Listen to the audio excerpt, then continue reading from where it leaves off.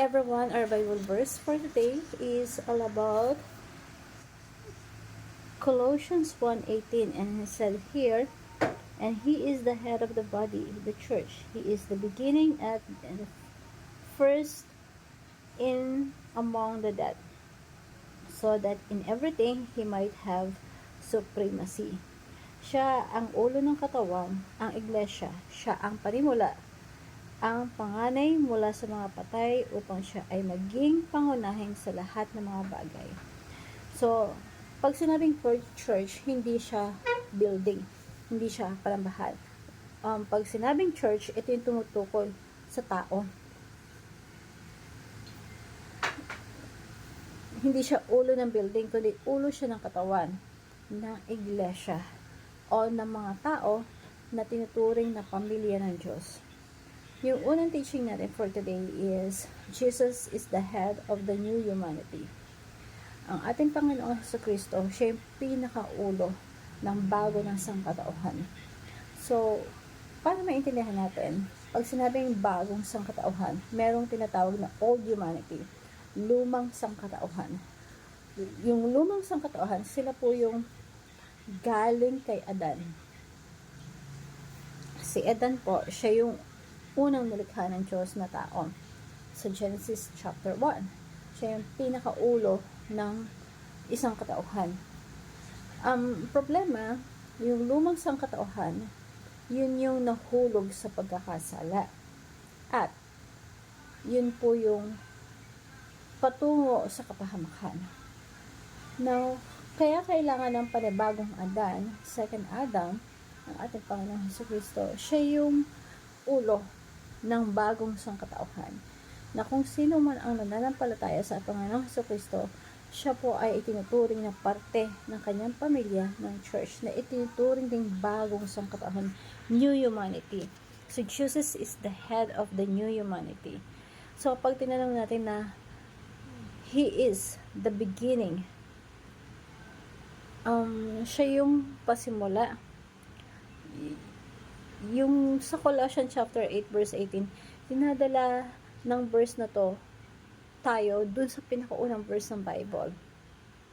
Sabi kasi sa unang verse ng Bible, in the beginning God created the heaven and earth, and through the earth all things created. So sa pamamagitan ng Panginoong Jesucristo naliga ang lahat ng mga bagay. He is the beginning. Ang Panginoong Jesucristo sa simula pa lang, siya na yung source. Siya yung sa pamamagitan niya nalikha ang mga bagay-bagay. He is the head of the new humanity. Ibig sabihin, yung Diyos, siya yung nagsimula. Nilikha niya ang lahat ng bagay sa pamamagitan ng Panginoong Jesucristo.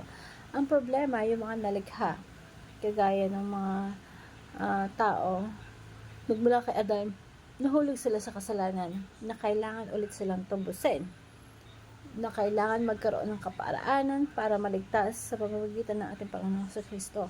And sabi ng verse ito, and the firstborn among the dead, si Jesus Christ po yung namatay sa krus para tubusin ang mga taong napapahamak.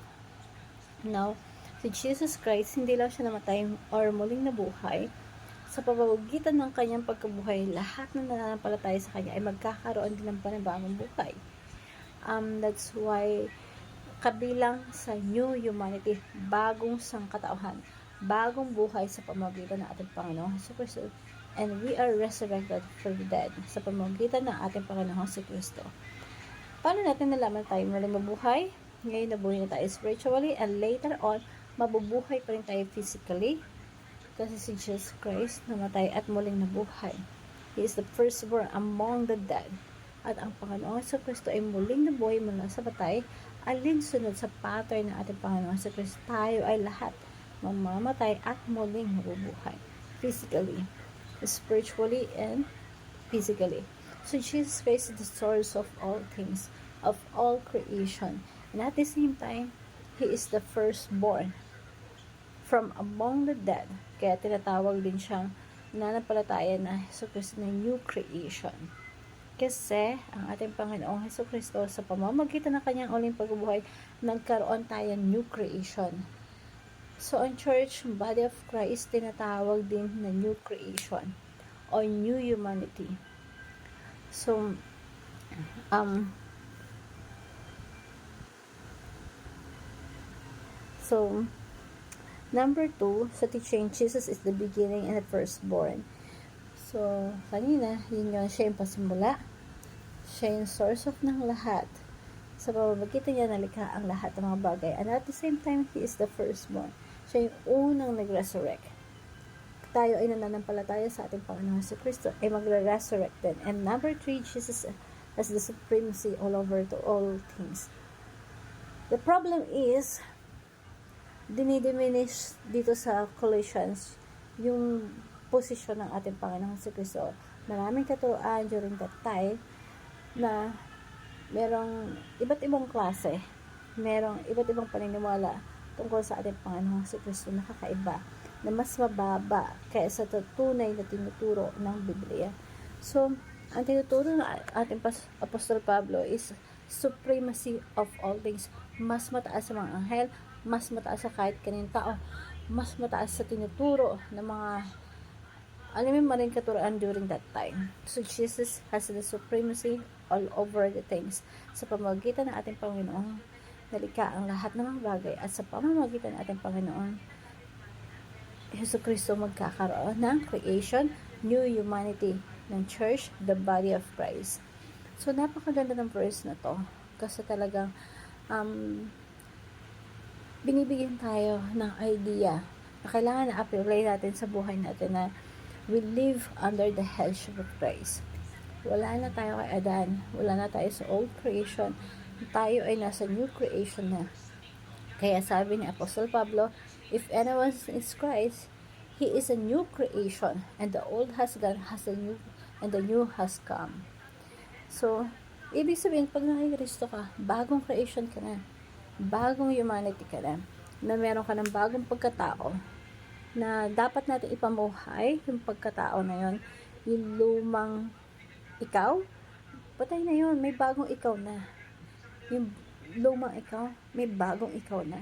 Meron na tayong bagong pagkatao, at yung bagong pagkatao na yon ay wala kay Kristo. Meron na tayong bagong identity, bagong klase ng pag-iisip, bagong klase ng pamumuhay, at yun ang dapat natin ipamuhay mula sa Espiritu Santo na nilagay ng Diyos sa atin upang tayo ay siya yung nagbibigay ng tibok or bagong kagustuhan or bagong, yung kagustuhan ng puso natin is to glorify God, to worship the Lord, honor the Lord in all the things that we do.